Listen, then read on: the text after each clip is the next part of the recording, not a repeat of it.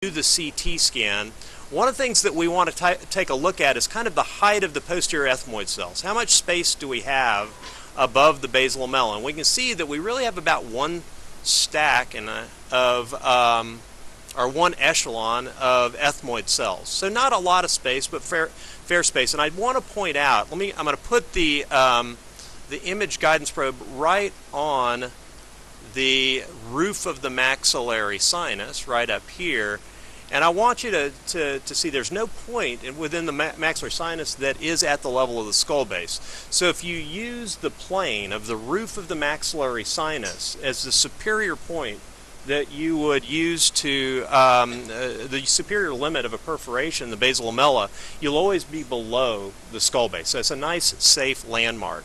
So let's go. Could I have a caudal elevator, please? Now you can use a number of different instruments to perforate the basal lamella. The thing that I would recommend, however, is you just want to do this with control. I probably wouldn't just put my microdebrider on stun and start removing tissue initially. What I want to do is establish a little bit of anatomy. Now you notice that we have the lamina papyrica that we've identified here. Incidentally, I kind of think of the lamina papyrica like I think of the facial nerve during temporal bone surgery. It's a very important landmark. Once you've established that, you can protect the orbit from that point forward. So it's important to identify that landmark.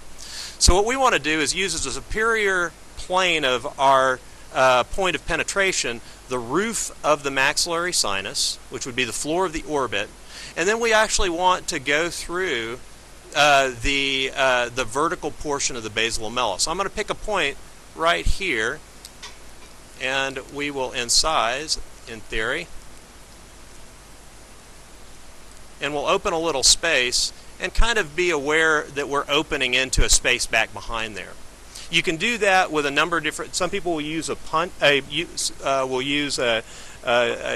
cutting Blakesley straight, or some people will use a straight curette to do that.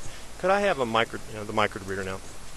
So once we've made an opening and we realize that we have access on the back side of the basal lamella, we can start to actually open this. And what we're initially wanting to do is remove enough of the basal lamella to be able to identify some anatomic structures.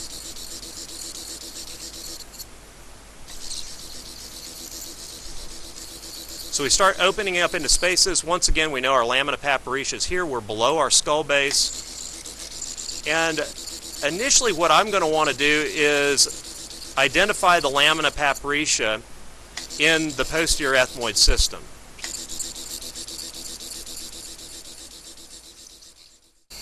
So now we've opened up into that posterior ethmoid cell, and not only can we see now the lamina papyrica laterally, but superiorly we can actually start to approach the skull base. We know because of our pre-operative assessment of the CT scan that I really only have one cell. So I don't want to be tempted to say, is there another cell up above there? Let's go one cell higher, because we already know on our preoperative assessment that that would be in the anterior cranial fossa. So our next goal will be to actually remove the lamella completely. And we can do this a number of different ways. I'm using a 0-degree scope right now. Another technique we could use to do this safely is actually come in with a through-cutting blade, or a 45-degree through-cut, and we can actually reach behind each one of these lamella. That's a safe procedure because we have a planar skull base in the posterior ethmoid system, and we can take this down rather completely. So this is another alternative way to back to the microdebrider. Now this is a 12-degree blade. This was mentioned by Dr. Bachert yesterday. To tell you the truth, this is the first time I've ever used this blade, and it's a nice blade. You can see, and this is one of the things we want to do, we want to always make sure that we can see the cutting surface of the blade, and that allows us to work in a number of different areas. Now I am going to want to go to a straight blade, I think. Okay, so we've now done a posterior, actually let's leave this one on for the time being.